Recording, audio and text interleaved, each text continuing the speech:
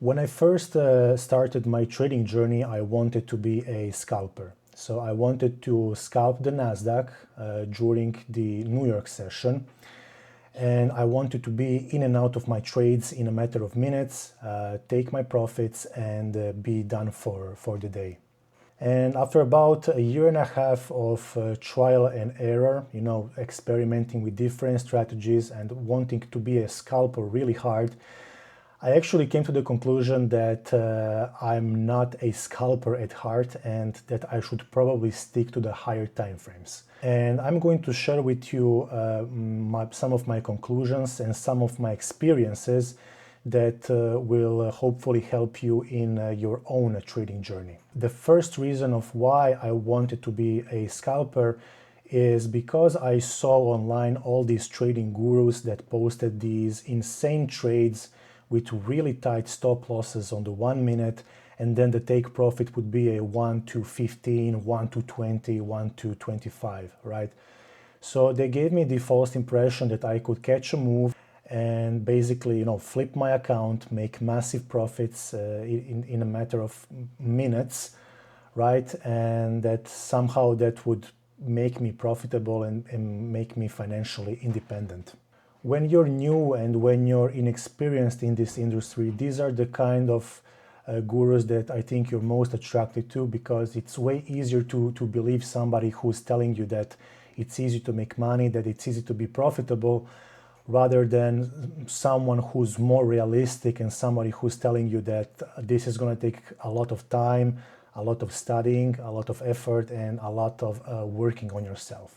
So you could say that the first reason for me to wanting to be a scalper is the online community, which is not a good representation of reality in trading. With time, I found out that most of those trades that were being marketed to me were actually cherry-picked trades, or they weren't even real trades. They were probably demo trades. Those influencers wouldn't even show you the losses, because even if some of those trades were real, they would not show you the 20 losses preceding that win. So yeah. The second reason of why I wanted to be a scalper is that looking back at it, I really had no patience. I wasn't patient, and so I preferred to trade on a time frame that would give me instant feedback without me having to wait for hours for a setup to appear. So there is something to be said about the lower time frame, that they're surely more exciting and that they require less patience and less discipline from your side. But on the flip side, they give you way more false signals. They're much more prone to manipulation, and overall the structure for your setups is way less reliable than the higher time frames. And so me choosing to be a scalper was actually rooted in my lack of patience, because I was still inexperienced. And then there was also the FOMO. I had the impression that if I waited for a setup on a higher time frame, I would miss out many setups on the 1 minute time frame. So for example, when I was looking for a 15-minute break of structure, right? Then when I would go down to the 1 minute, I realized that, I may be missing a setup on the 1 minute, and so I missed my opportunity for the day. While now that I have about 2 years of experience in the market, my mentality has shifted from a FOMO mentality to a mentality of, okay, I'm going to stick on the higher time frame, and that's actually what is protecting me. The higher time frames are protecting me from the fake outs and from the manipulations on the 1 minute time frame.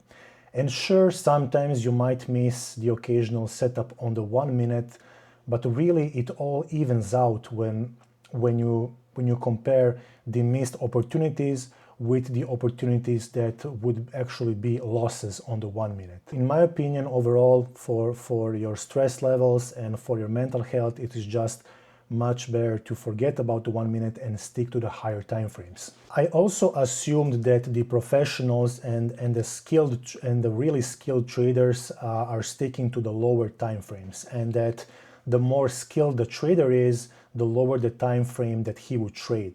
And I think this is a very common misconception among beginner traders. The reality is actually quite the opposite.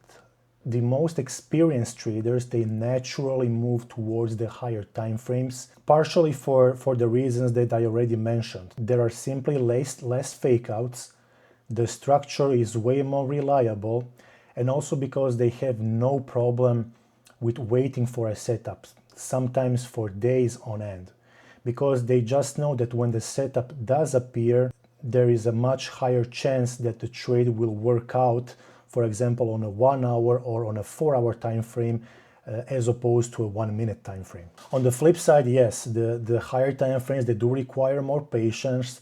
They are slower. They are perhaps not as exciting as the 1 minute. But then again, we should not be trading because of excitement. We should be trading with the intention of making money. And in trading, boredom equals making money. The next reason of why I switched from being a scalper to being an intraday trader is because I try to visualize myself being a scalper for the next 20 years of my career.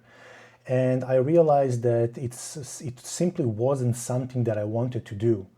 Being constantly stressed, constantly having to adapt to the 1 minute chart, not being sure if I read the market well, having to adapt to the market sometimes in a matter of seconds, it was just way too stressful for me. And even on the days when I would win, I would still feel stressed and needed a couple of hours just to relax, after a day of trading. And just imagining myself doing this every single day for 20 years wasn't something that I was really looking forward to. The main reason why I chose day trading as a career is to potentially have a more free and a more relaxed life. And to me, it simply made no sense leaving my 9 to 5 job only to start a career as a scalper, which is way more punishing and way more stressful than a regular job. So that's also one of the reasons why I chose to be an intraday trader, simply because it's just not as stressful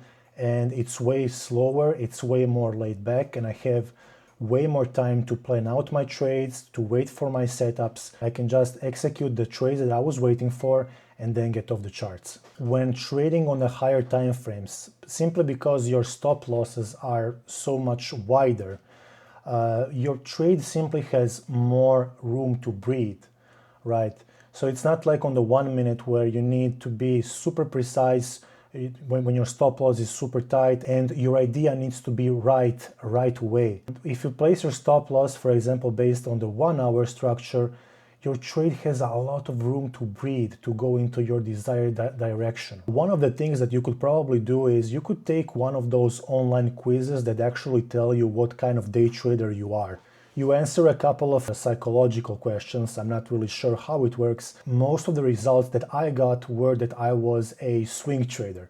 And at the time, I refused to accept the fact that I am an intraday trader or a swing trader at heart, because I really wanted to be a scalper. But time showed me that those quizzes were actually right, that I do in fact enjoy trading more the higher time frames. So these are some very important questions that you should be asking yourself if you want to be a scalper, right? Am I willing to do this for the next 20 years? Am I willing to be constantly stressed during my trades as I see new 1 minute candles printing? Does it make sense to leave a secure 9 to 5 job where maybe sometimes you have the opportunity to not work as hard and take it easy, as opposed to pursuing a career in scalping, which will punish every mistake almost immediately? Will it all be worth it in the long run when you take into consideration the emotional toll that scalping has on a person? So for me, the answer was absolutely not. There was no way that I would leave a 9 to 5 job only to have a way more stressful career in scalping. And that's probably the main reason why I decided to switch to intraday trading. And funnily enough, as soon as I left the scalping mentality and stick to the higher time frames, that's actually when I became profitable, and that's actually when I became funded. Now, sure, I'm trading way less than I used to trade on the 1 minute chart, and that's actually a good thing. All my setups were higher quality, and the best part is that now I can actually focus on my hobbies and actually do the things that excite me in life while I'm waiting for my trades to play out, which, if you think about it, should actually be the end goal for day trading, right? Having the freedom to live the life that you actually want on the terms that you want. These were some of the reasons and some of the mentality shifts that I went through in my short trading career. And all I can tell you is that try to take some of those online quizzes, try to see the kind of trader that you are. Don't be fooled by really flashy trades on the 1 minute. Chances are you probably also are not a scalper at heart.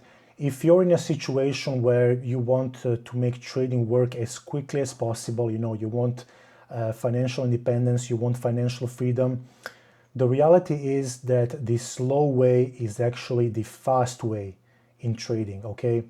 That means if you stick to the higher time frames, you will see a tremendous shift in your trading, and you will notice that you will take fewer setups, but these setups will actually keep you profitable. At least this is my experience. It's coming from somebody who quit his job for about 8 months only to learn how to scalp. I tried everything. I tried every system. I tried trading different assets. I tried trading different sessions, and none of it worked for me. It's only when I stuck to the higher time frames that I actually got some success in trading, and I don't think that I will ever go to scalping ever again.